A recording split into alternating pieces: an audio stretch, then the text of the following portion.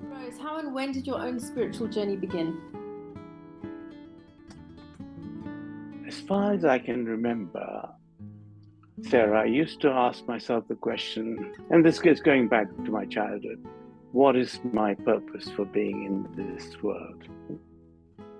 And I didn't fully understand the reason for that question. I didn't know what sort of answer I would get, but there was always a voice inside me asking that question. And it had to wait 50 years until I met my spiritual master. And I remember what he said to me when he met me. He said, a seeker, which is somebody who's looking for answers, is like a rose growing in a desert. Such beauty. And really the well-known sort of statement, adage, that when the student is ready, the master appears. And sometimes, you know, I'm fortunate that my master appeared in this lifetime. I mean, I believe that it takes many, many, many lifetimes for the right spiritual master to appear in my life, in one's life. So I guess this is how my spiritual journey began, when I met my spiritual master. Right.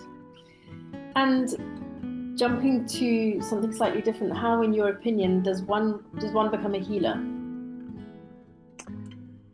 I think to answer that question, one probably needs to define a little bit or clarify a little bit what a healer is and what a healer does. And what is healing? Because we have so many different expectations of the word healing.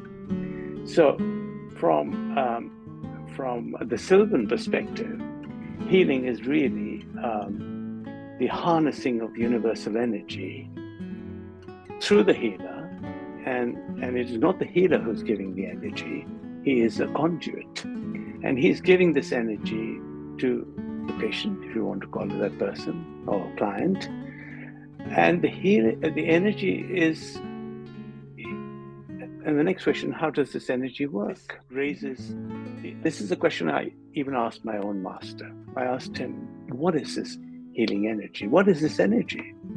And I think his answer to me made sense, not just with the words he spoke, but my own experience of receiving healing. He said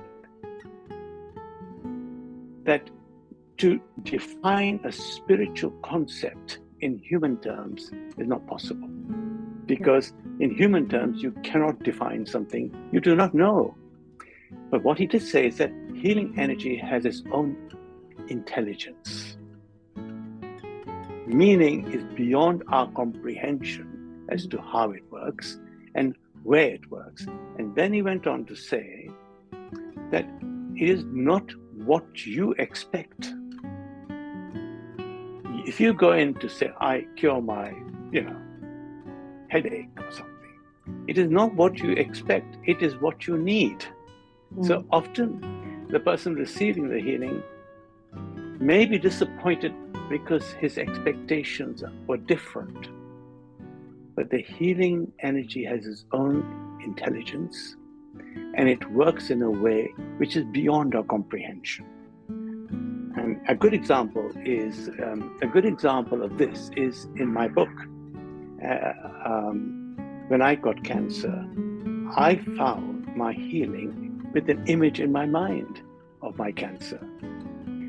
And I persisted with the oncologist, who said, look, you're fine, you're okay, you don't need to do anything. And I said, no, I'm persisting, I want more tests, I want to know. Until such time, she said, yes, you need an operation now. So, point I'm making is certain concepts which are spiritual cannot really be understood and defined in human terms. They're only experiential. You have to experience them to understand and begin to feel what is happening. Sorry, long-winded answer, but important to clarify. Okay, thank you. Your latest book, so A Disciple focuses primarily, I believe, on the powers of spiritual meditation. What can you tell us about this in a nutshell? So I've had the really good fortune, I've used that word before, to meet my spiritual master, who's been my guide, and also met two teachers.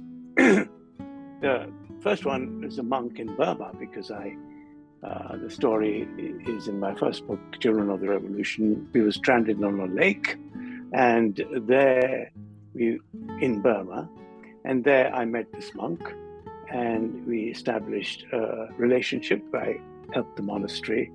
My wife and I helped the monastery to become self-sustaining. There are 1,200 children there.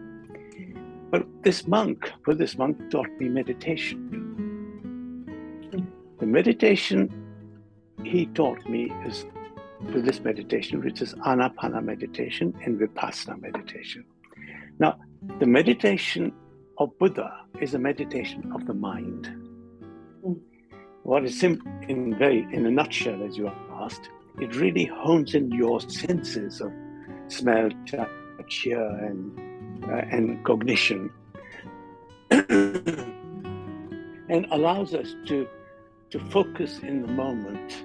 In other words, to live in mindfulness, where you're living in the moment. You're not living in the past. You're not living in the future. You're honing your senses into the present moment, as I am looking at you and speaking to you. My Sufi master, on the other hand, taught me Sufi mystic meditation. And that meditation is a meditation of the inner self. Call it inner self, call it the soul, call it spirit, God, divine. Those are words, doesn't matter. Because all of us have these subtle senses inside us, this senses of consciousness, of perception, and intuition, which we do not refine and use properly. We just concentrate into our world of form, in the world outside, not looking in the world inside. And honing in those, fine-tuning those senses with breath meditation in the heart allows us to connect with the world intuitively, without the preconditioning of the mind. So the knowledge is received in a much more complete way, if you like, rather than through the perception of the mind. Okay. And both of these meditations and exercises are in my book for people to read. There are videos on YouTube, which one can look at. Okay, wonderful. What advice do you have for those who have not yet discovered the magic of meditation?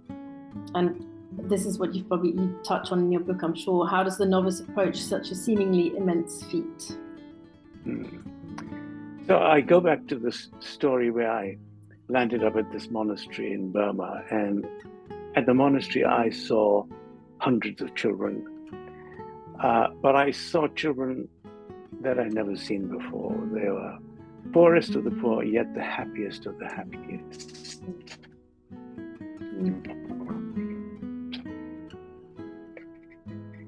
That's why I realized something extraordinary was happening. The extraordinary thing that was happening is the monk was teaching them to this meditation from literally the age of 1. They knew nothing else but meditation. Of course, they learned other things. And so the first point I make to people, and particularly to young people, please start as soon as is possible. The benefits you will derive will be much greater. It's more difficult to teach an old dog new tricks.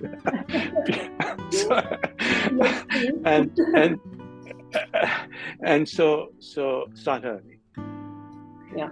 The older dogs still have a chance. So I would say to them, be patient.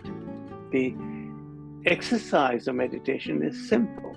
Actually, it's simply being aware of your breathing. Of course, there are more refined methods that you go to as you develop, but in the simplest form, it's simply the sensations at the tip of your nostrils, as you are doing now, Sarah, I think.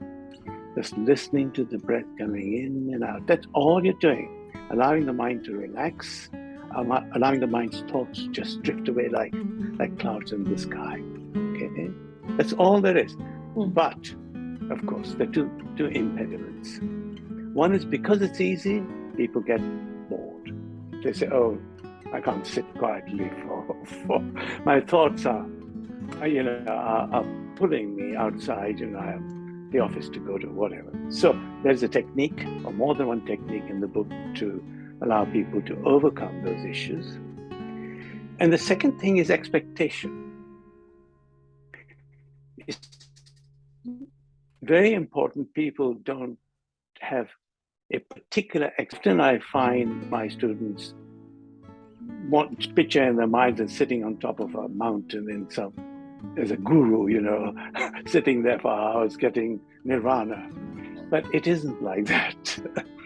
You have to be modest in your and patient in your expectations. But what I can say for sure is you will be given what you need, not what you expect. And you will enjoy the rewards of your meditation. Yeah, okay. Comes back to the same thing you were saying earlier. Indeed. And what is the mission of the Sylvan Healing Sanctuary, the global mission, and what is your role within? See, we have one of the reasons why I got so attracted, in a sense, to the Sylvan Healing Sanctuary and found it to be my home, in a sense, as my home was at the monastery in Burma, is because people have only one purpose, not making money. It's only to appreciate the gift they've been given. And if you've been given a gift, you have to be selfless and share it. So the main purpose of the sanctuary and my colleagues, the healers, is to give healing, to give people comfort, give them support, give them the encouragement to also begin to heal themselves, the techniques to do it. You see, unless, I keep saying to people who come, don't just sit there passively. You have to participate. You have to do your thing. So go to your meditation, concentrate on your inner self, be positive, and all the things that come with meditation. So I think it's not just giving healing, but also teaching how to heal ourselves. My own role is to bring meditation to the Sylvan Healing Sanctuary, to create a place where people can come and do meditation, to learn meditation, and then once they've learned meditation, to share and teach others. And if we can succeed in doing that, I think we've achieved our purpose. Wonderful. Well, I wish you the best of luck, Feroze. And thank you. One final question: absolutely no regrets leaving your past life. You were a chartered tax advisor, I believe. Yeah. No regrets leaving that world behind? Not at all. I think we all. I realize now that life was necessary for me, because without that experience, I could not have helped all the children at the monastery to make this charity a success. 1,200 children learning, living, drinking good water, eating good food, meaning reasonable food, in the most poorest country and poorest place in the world. I couldn't have done any of those things unless I'd been in business. I knew how to run businesses, how to advise business. So no, I have no regrets. I think everything I say in my book, it's like the arrow leaving the bow on its perfect flight. It's meant to be that way.